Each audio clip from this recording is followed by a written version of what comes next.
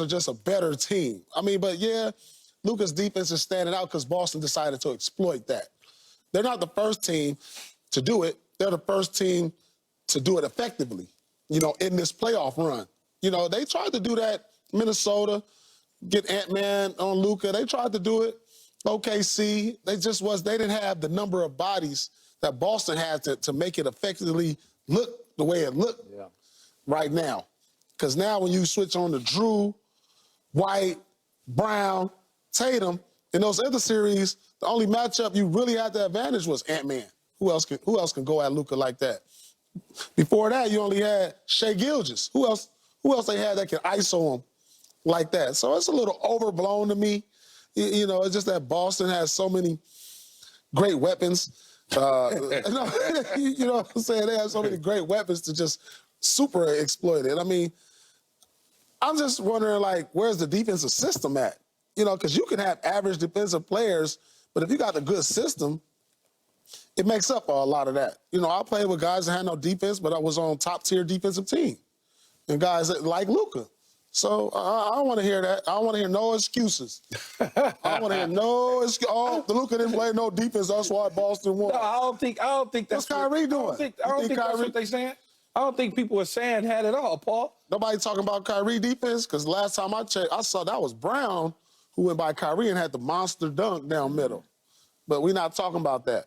No, there's been some of that, but it's mostly on Luka. Yeah, a lot of it's on Luka. Again, he's gonna share a lot of the blame because he's the superstar. There you go. See, when you start doing this to people, you start rising them up above the water, Skip. The blame is the target. Yeah. When you are the primary defender in Game 3 and you're giving up 28 points, 6 more than anybody else, people start looking at that. Or people blowing by you and you giving no effort, that becomes egregious to the eyes that's watching. You sit there, you go, what the hell is he doing? He might as well not even be on the court. And then when you have your head coach, Jason Kidd, rather than just saying Luka is terrible at defense, he's trying to couch it a certain way to let you know Luka's terrible at defense by saying he's the duck, they got the red bullseye on him, and every chance they get him in a pick and roll and a switch, they're going to pick, switch, roll, and dunk on him. Mm-hmm. That's what he's saying to let you know he's not good on defense. But we all know that. No, you do. But like you said, though, Paul, Boston has a number of guys that can take advantage of that. The other teams can't take advantage of it. Right. So what they did against Minnesota is they decided the few times that Ant-Man was able to get him, they said, you know what, why don't you go guard Rudy Gobert and just hang out over there with him and chill?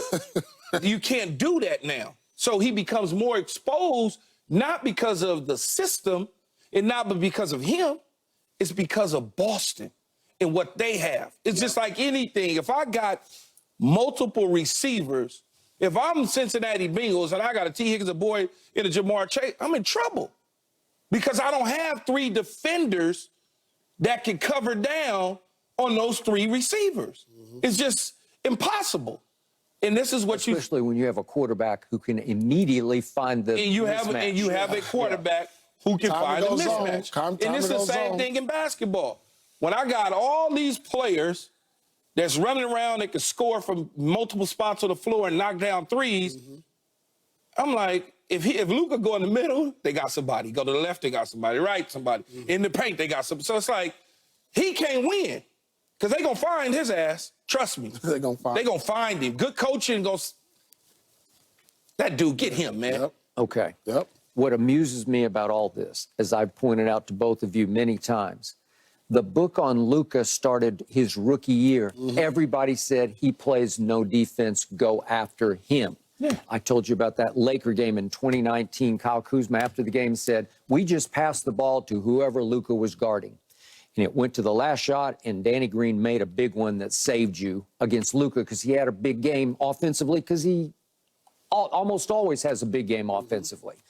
Despite his no defense and playing self, every year I look up, and he's first-team All-NBA. So somebody who's voting for the award just keeps saying, you know what? Doesn't even matter. He's so good on offense. He's one of the 5 best players in the league. Yeah. The last 3 years, I believe, we went into the season with Luka Doncic as the odds-on favorite to win the MVP, just for the record. So we have a lot of casual fans who are just now discovering, oh, look at this, because you go on the internet, you see the montage, boom, boom, boom, boom, boom. It looks really, really sorry. It does. You said something there that made my ears perk up. You said every time you look up, he's on the All NBA team, first team, right? First team. Have you really noticed that? I'm sure you have. I don't even know why I said have you really noticed. Just look at the All NBA teams. Everybody except the Joel Embiid type is offense. They're scoring 25 plus points. I mean, the league is about offense. The world is about offense. If they looked at both ends of the floor, ain't no way in the world he would make it. But that's not what they looking at. No. They looking at high scoring, who scores the most, who does the assist. He led the league in scoring. And he's going to be on that. Scoring. He's going to make it. If he scores 25, 30, if he scores 30 points for the rest of his career, he's going to make another 10 of them. Okay. But somehow a couple of years back, they made it all the way to the Western Conference Finals. And after those two acquisitions they had at the trade deadline, they went on a run this year, and albeit against subpar competition or whatever, they won 16 out of 18 games with him playing little to no defense. But he also didn't have the offensive players to go up against on the other side. Okay, I got you. But my point is, it still works at a really high level because if my eyes didn't deceive me, they just won the West. They went through the Clippers, right? And they went through the Thunder, and they went through Minnesota. As the 5th seed. That's what's been underrated. I literally get everything that you're saying. I mean, somehow it worked okay. You know, right? It works for that. Yeah. But you know what's going on right now? We're in a league, in an era now, there's not defense being played. Like, there's no high level. Like, that's why I'm saying, like, I tweeted earlier this year that I miss defense in the NBA. Okay. Like, and it went viral or something. I miss defense. Like, is there really, like, defense in the NBA, Skip? Think about this. We're at an all-time high in scoring points per game. I mean, on average, I think each NBA team averages about 115 points maybe or more. You know what I'm saying? Like, just as not as long as 10 years ago, Key, with my average, like, you might lead the league in scoring with, like, 102, 103. Yeah. You know, so scoring is up. And with the rule changes, it doesn't allow you to play defense. So now when you're scouting, when you're looking at guys in college, you're looking at guys who can score, you know, in multiple ways. You're looking at guys who can shoot the three, who can drive and do all these things. You're not looking for – if you got a guy and you go to college and say, oh, he's the defensive player of the year, he might not get picked. He's the best defender in college. He might not get picked. He might get picked up on a free agent contract trying out for the team. But before that, you had a guy like that. He getting picked. He might be lottery. You know what I'm saying? So it's a different time now. You know, so they're not even teaching defense no more at the lower grassroots level. I understand, but when I'm looking at it, and you saying, well, it's about all the offense, y'all winning because y'all playing defense. Well, think about... Right, think of y'all playing just enough defense that's better than their offense. We got better athletes, too. No, I was going to say, and y'all got better athletes. When you look at Minnesota, who they ran through, Minnesota had no offensive play. If Minnesota had one other dude that was... Cat got caught fire in that quarter and a half, they won that game. He was capable. They won that game. But if that was consistent and Cat did that every single night... Yeah. We might be having a Minnesota-Boston situation going on. I agree. But when you only got one guy, you ain't got to play no defense. If I got one guy, I don't have to do much at all. But Karl Anthony Towns is a legit all-star scorer. But he wasn't legit all-star scorer in the series at all. He was like a, We've had three, you know. We had, think about this, we had 3 players in the same day score over 60 points. We had 2 70-point games in one day, and then I think Karl Anthony... Look at this. Look, I said this earlier after Booker hit 60. Look what I tweeted. I miss defense in the NBA.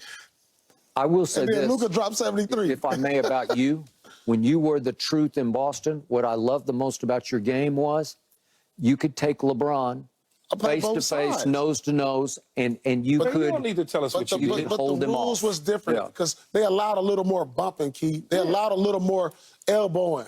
You know, so you are allowed to do those things. So now, it's like they don't even care about it. Luka don't care about defense. I was about to say, when I'm seeing what I'm watching with my eyes, That ain't even a try. He ain't They trying. don't care. They trying to outscore. But you're not gonna win then. They trying to outscore. You're not gonna win. You're not gonna win.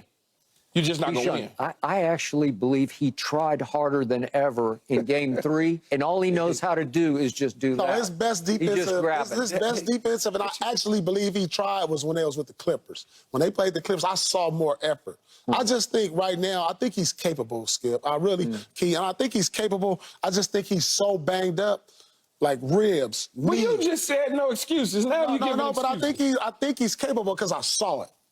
I saw it versus the Clippers, and I was like, man, it's kind of shocking how he was sliding with James Harden and Paul George. It was shocking to me that I noticed this because he doesn't play defense. So I just think, like, coming into next year, I think he'll change his game because great players understand how to get better, and he'll put more defense. He'll put more effort into the defensive end, but, you know, he's far too gone right now. Okay. I mean, injuries.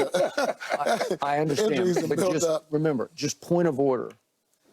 Dallas did go on this 22-2 run. So over an 8-minute stretch of the fourth quarter, you scored 2 points. I'm just saying, somebody was playing some defense at the other end because it wasn't just because you're missing shots. Unfortunately, Skip, this is sports, and, you know, things play out different from game to game. So just because they did that one game, and they saw that, we saw that too.